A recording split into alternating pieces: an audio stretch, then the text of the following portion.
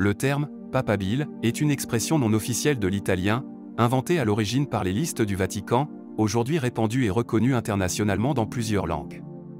Il est utilisé pour décrire un homme catholique, en pratique toujours un cardinal, considéré comme un candidat probable ou possible à la succession papale. Ce terme reflète non seulement des attentes mais aussi des spéculations et des discussions autour du processus d'élection du pape, soulignant l'influence et l'impact potentiel de certains cardinaux au sein de la hiérarchie ecclésiastique. Le mot « papabile » résume la complexité et l'importance du rôle du pape, ainsi que l'attention mondiale portée au choix du chef spirituel de plus d'1 milliard de catholiques dans le monde.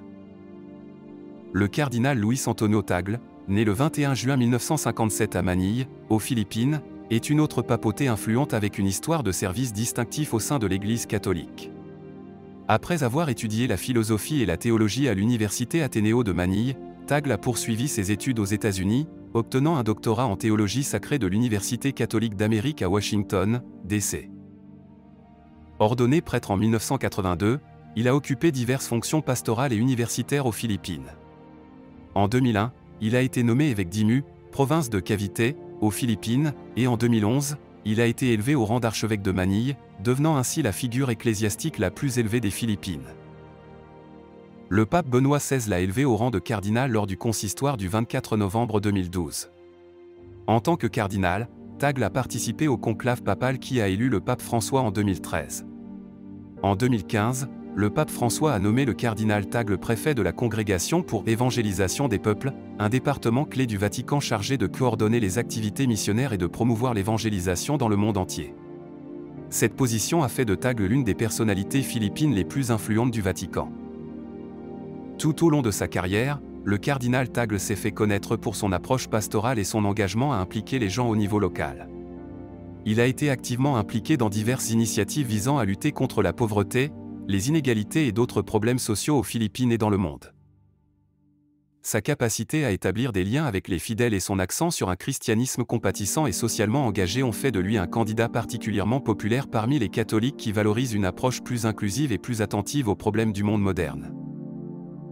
Le cardinal PTRD est connu pour son profond engagement envers l'Église catholique et a participé activement à divers aspects de la direction et de la gouvernance ecclésiastique.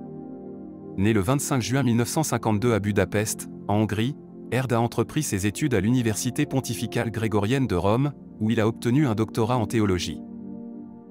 Ordonné prêtre en 1975, il a occupé diverses fonctions pastorales avant d'être nommé évêque de Székesfehérvár en 1999. En 2002, il a été élevé au rang d'archevêque d'Esztergom-Budapest, la plus haute position ecclésiastique de Hongrie. Le pape Jean-Paul II l'a créé cardinal lors du consistoire du 21 octobre 2003. En tant que cardinal, Erd a participé aux conclaves papaux qui ont élu le pape Benoît XVI en 2005 et le pape François en 2013. En plus de son rôle d'archevêque d'Esztergom-Budapest, il a occupé plusieurs postes de direction au sein de l'Église catholique, étant membre de divers dicastères et conseils du Vatican, dont la Congrégation pour la doctrine de la foi et le Conseil pontifical pour les communications sociales. Il a été activement impliqué dans la promotion du dialogue et de la coopération entre les évêques catholiques européens, en tant que président du Conseil des conférences épiscopales d'Europe de 2006 à 2016, en défendant le rôle de l'Église dans la société européenne et en abordant diverses questions sociales et politiques. Erd est également connu pour ses contributions scientifiques à la théologie et au ministère pastoral, ayant écrit de nombreux articles et publications sur des sujets allant de l'ecclésiologie à la bioéthique. Le cardinal Pietro Parolin, né le 17 janvier 1955 à Chiavon, en Italie, est devenu une figure de proue de la diplomatie vaticane, apportant avec lui une vaste expérience au sein des services diplomatiques du Saint-Siège. Après avoir étudié au séminaire de Vicence, Parolin s'installe à Rome pour fréquenter l'Université pontificale grégorienne, où il obtient un doctorat en droit canonique. Ordonné prêtre en 1980, Parolin a débuté sa carrière dans le service diplomatique du Vatican, servant dans des missions diplomatiques au Nigeria et au Mexique et travaillant au secrétariat d'État du Vatican. En 2009, le pape Benoît XVI l'a nommé nonce apostolique au Venezuela, rôle qu'il a occupé jusqu'en 2013, lorsque le pape François l'a nommé secrétaire d'État, le poste le plus élevé dans la hiérarchie du Vatican après que le pape François l'a créé cardinal lors du consistoire du 22 février 2014. En tant que secrétaire d'État, le cardinal Parolin joue un rôle crucial dans la supervision des relations diplomatiques du Vatican avec d'autres pays, dans la gestion de la curie romaine, l'administration centrale de l'Église catholique, et dans les conseils du pape sur les questions de gouvernance et de politique. Son engagement en faveur des dialogues de paix et des initiatives diplomatiques est particulièrement évident dans ses efforts visant à promouvoir la paix et le dialogue dans diverses régions du monde, notamment dans les conflits au Moyen-Orient, en Afrique et en Asie. Le leadership et les compétences diplomatiques du cardinal Parolin ont fait de lui une figure clé au sein du Vatican et un éminent représentant de l'Église catholique dans le monde. Ses compétences en négociation dans des contextes complexes et sa profonde compréhension des dynamiques internationales font de lui un candidat particulièrement armé pour faire face aux défis du monde moderne. Le cardinal Peter Turkson, né le 11 octobre 1948 à Ouassa-Enesuta, au Ghana, a une trajectoire de service importante qui se distingue dans le contexte de l'Église catholique par son engagement dans les domaines de la justice sociale et du développement mondial. Après avoir terminé ses études au petit séminaire Sainte-Thérèse d'Amisano et au grand séminaire Saint-Pierre de Pédu, Turkson a poursuivi ses études à l'Institut biblique pontifical de Rome, où il a obtenu une licence en écriture sacrée, puis un doctorat en théologie sacrée de l'Université pontificale grégorienne. Ordonné prêtre en 1975, Turkson a assumé des fonctions pastorales et universitaires au Ghana, aboutissant à sa nomination comme archevêque de Cap Coast en 1992. Au cours de son épiscopat, il a également présidé la Conférence des évêques catholiques du Ghana. Son ascension au Collège des cardinaux a eu lieu le 21 octobre 2003, lorsque le pape Jean-Paul II l'a élevé au rang de cardinal. En 2009, Turkson a été nommé président du Conseil pontifical Justice et Paix, où il a travaillé intensivement sur les questions des droits de l'homme et du développement durable.